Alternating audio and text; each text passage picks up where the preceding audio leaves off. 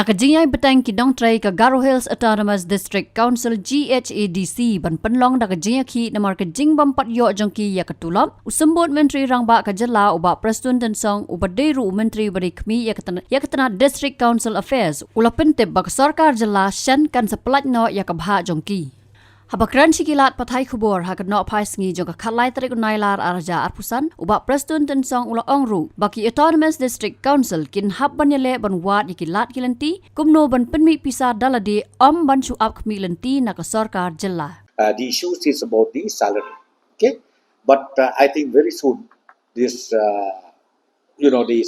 their share will be released to Garo Hills Autonomous District Council.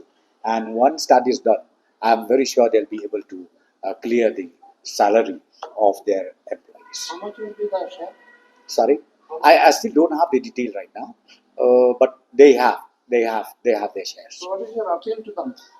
No, my appeal is you see, I would like to just say to the CM and the executive committee, you try to convince the employees, and you also have to take the responsibility of generating your own resources.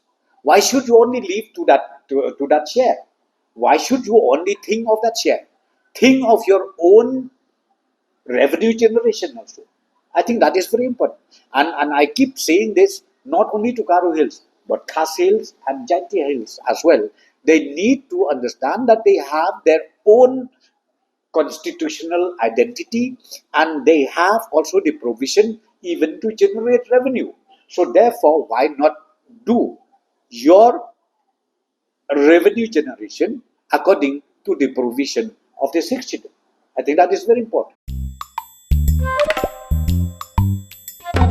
Habatin, pej bahagi kishab plus F. Ka plus F? Hakabam bangibam dunaki eki batay kamet. Namar kata habathiru atau kau kamlu ka umpnyang kadut pej ya kishab plus F hakajingsom.